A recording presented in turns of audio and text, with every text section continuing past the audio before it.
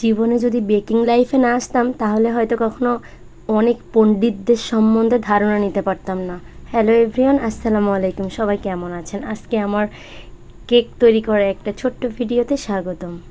তো আজ হচ্ছে আমার 2টা অর্ডার ছিল, কিন্তু আমি হচ্ছে একটা ক্যান্সেল করে দিছি, আর একটা হচ্ছে কেক রেখেছিলাম অর্ডারে, কারণ অসুস্থতার জন্য আমি আসলে বেশি প্রেশার নিয়ে কাজ করতেও পারবো না। আর ওই যে শুরুতেই বললাম যে পণ্ডিত, প্রায় 5-6 বছর ধরে আমি বেকিং সাইডে কাজ করছি, বাট কখনো বড় গলায় বলতে পারি নাই যে এটা হয় না ওটা হয় না, কারণ আমি জানি যে যেদিক থেকেই কাজ করুক সে সেদিক থেকেই যথেষ্ট পরিমাণের পারফেক্টভাবে তার মতো করে করার ট্রাই করে।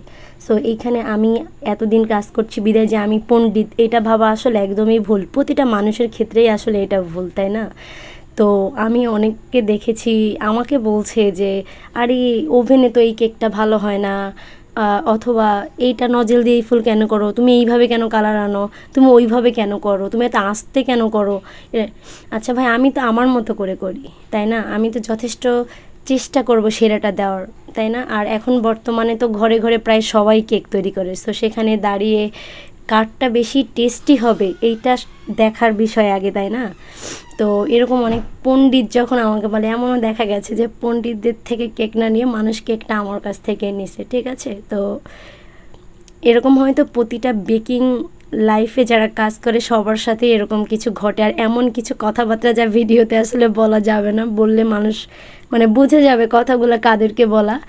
তো যারা পণ্ডিত আছেন তাদেরকে বলছি যে আসলে কারো কাজ নিয়ে কখনো খুঁত ধরবেন না, ঠিক আছে? যারা আপনার থেকে 2 দিন আগে কাজ করে তারা অবশ্যই আপনারা মাথায় রাখবেন যে তারা অবশ্যই আপনাদের থেকে অনেক বেশি কিছু জানে। আর ওভেনের বিষয়টা, এটা তো আমি অনেক আগে থেকেই কাজ করছি, আমি তো জানি যে ওভেনে কিভাবে কেক করলে কেমন হবে, ক্রিমটা কিভাবে আমি পারফেক্টভাবে করতে পারবো। আবার সেই পণ্ডিতকে এটাও বলতে শুনেছি যে এই ক্রিমটা গলে যায়, ভালো না, অথচ আমি ওই ক্রিমটা দিয়েই কাজ করছি, তারই সামনে করছি, ডেলিভারি দিচ্ছি, আলহামদুলিল্লাহ রিভিউ অনেক ভালো পাচ্ছি।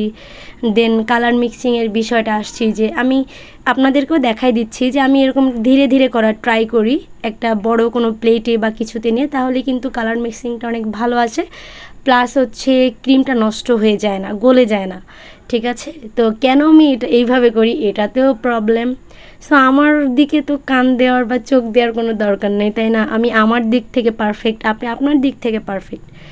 আর নেক্সট টাইম থেকে যতগুলাই কেক করব না কেন ইনশাল্লাহ ট্রাই করব একদম ডিটেলসে কেকের ভিডিওগুলো দেওয়ার জন্য, কিভাবে ডেকোরেশন করেছি, কিভাবে আমি কেক মেকিং করি, যদিও বা সবারই সিক্রেট থাকে এই সাইডটাতে কিছু না কিছু, তাই না?